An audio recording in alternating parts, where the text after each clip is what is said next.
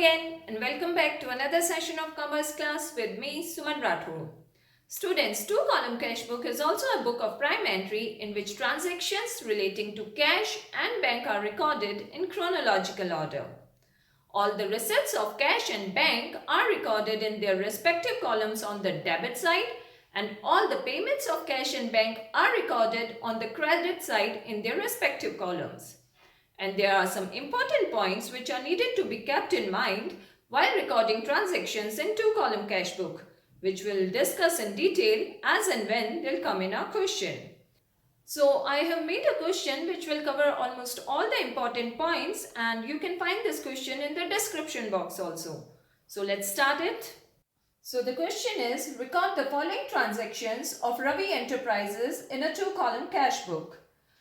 And the first transaction is on October 1st, 2019, cash in hand rupees 10,000 and cash at bank rupees 12,000. So here in the question, we are provided with the opening balances of cash and bank. Now always remember that as cash column would always show a debit balance, so it will be recorded here on the debit side of the cash book with the word to balance BD in the cash column. Whereas bank column can have debit or credit balance. So if the credit balance of bank is given, then it will be written here as by balance BD in the bank column, or if the debit balance of bank is given, then it will be written as to balance BD here on the debit side in the bank column. Okay? Let's see the recording of this transaction.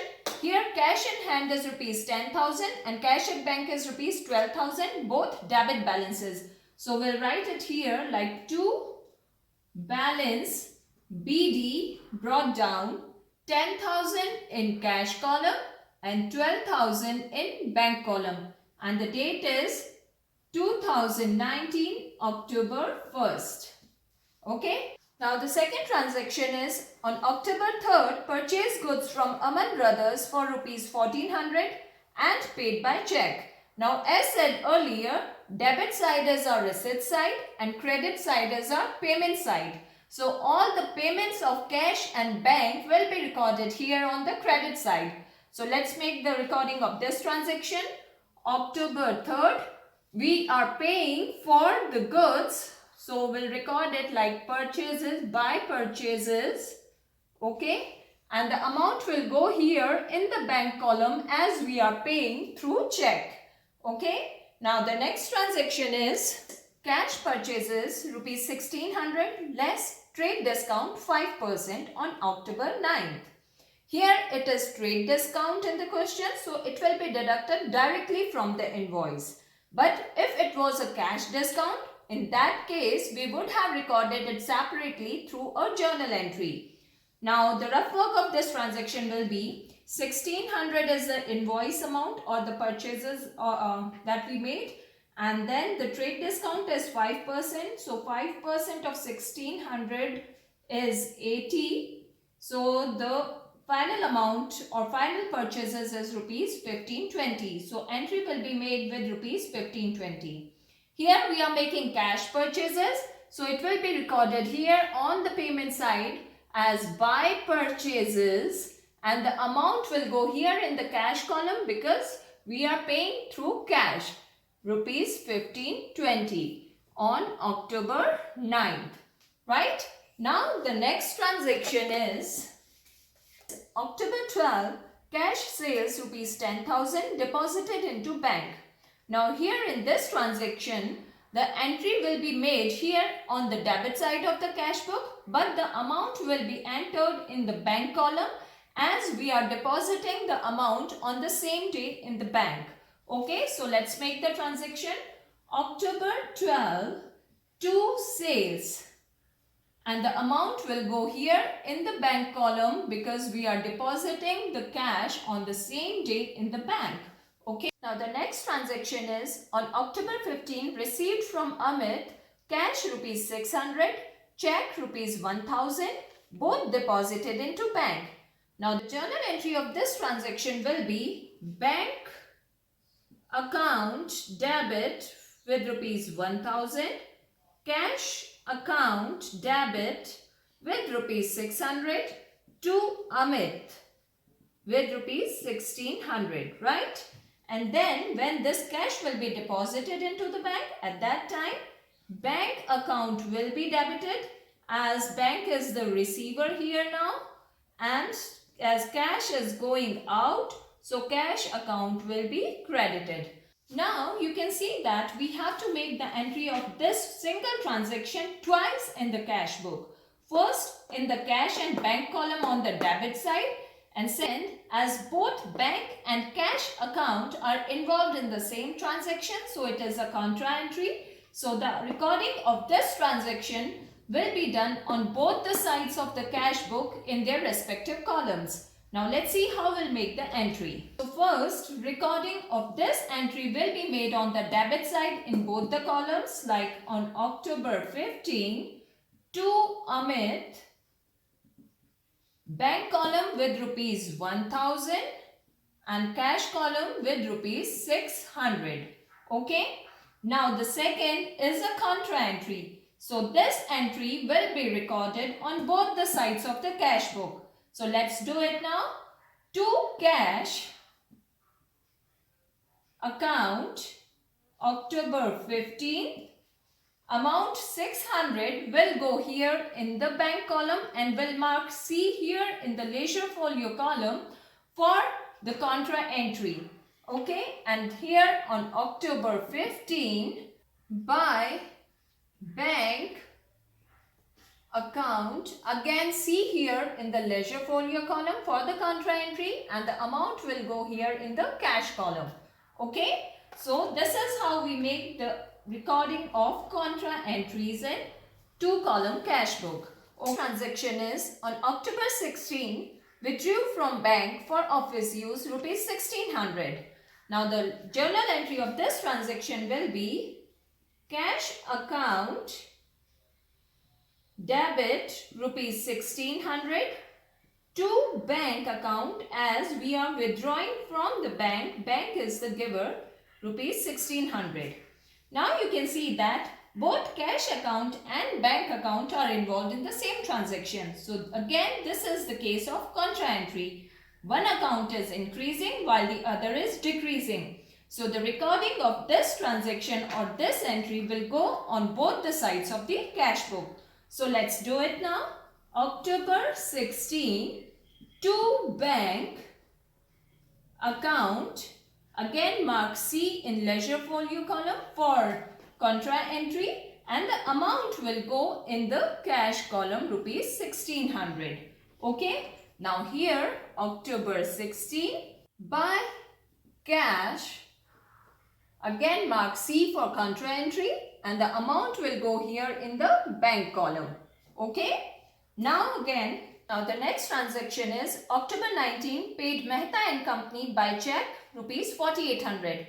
Now we are paying to Mehta and Company by check, so we are paying through bank. So it will be recorded here on the payment side by Mehta and Company October 19, and the amount will be recorded here in the bank column as we are paying through check. The next transaction is October 21st, received a check from Sharma rupees 1000. Okay, now here we are receiving a check from Sharma and there is no information regarding the depositing of that check into the bank. Okay, so we'll consider this check as check in hand only, and the journal entry of this transaction will be check in hand debit to Sharma with rupees 1000, right? So you can see that there's no cash or bank account involved in this transaction. So this entry will not be recorded in the cash book. Okay. Now the next transaction is October 23rd, Sharma's check deposited into bank. Now the check that we have received from Sharma on October 21st is deposited into the bank, right? So the journal entry of this transaction will be bank account debit to check in hand, right, with rupees 1000. Now, this transaction will be recorded in the cash book in the bank column. Okay, because we are depositing the check in the bank. Okay, so it will be entered as to check in hand account on October 23rd. Okay, and the amount will be entered here in the bank column. Okay, now let's see the next transaction. Now the next transaction is October 25th paid to Aman Brothers cash rupees 1500 and rupees 720 by check. Okay, so now again this is a payment made to Aman Brothers through bank account and cash. So it will be recorded on the payment side on October 25th by Aman Brothers. How much is cash? 1500 is cash and 720 is bank through check. Okay. Now let's see the next transaction. October 26, Manish, a customer, deposited into bank rupees 1200. Now here in this transaction, a customer is directly depositing the amount in the bank. So it will be recorded here in the bank column on the debit side. So let's make the entry. October 26 to Manish, and the amount will be entered here in the bank column, rupees 1200. Okay, now let's see the next transaction. Bank charged commission rupees 200. So here bank is charging commission, so it will be deducted directly from the bank account. So we'll record it here on the credit side as by commission, and the amount will be recorded here in the bank column. How much? It's 200. Okay. Now let's see the next transaction. October 31st withdrew from bank for paying income tax rupees 1000. Now income tax is the personal expense of the proprietor. So it will be regarded as his drawings, and it will be recorded on the payment side as October 31st by drawings, right? And the amount will be entered here in the bank column, rupees 1000. Now it's time to balance the cash and bank columns of the cash book. So we'll take the total of both the sides of the cash book. So it's 12,200 in the cash column and 25,800 in the bank column. So now let's see how much amount is required as balancing figure. Okay, 25,800. Balancing figure on the last day of the month. So by balance CD, it's let's see, 85,80 in the cash column and 16,080 in the bank column, right? So now you can see that our cash column and bank column both have debit balances. Okay, and this closing balance is the opening balance for the next month. So it will be recorded as to balance BD. Here 85,80 and 16,080. Okay.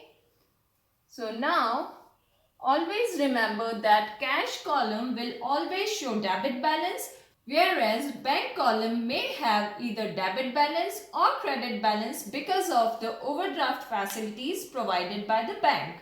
Okay. So this is how we make two-column cash book. That's all for today. Thanks for staying in tune, and don't forget to like and subscribe my channel. Thank you and goodbye for now.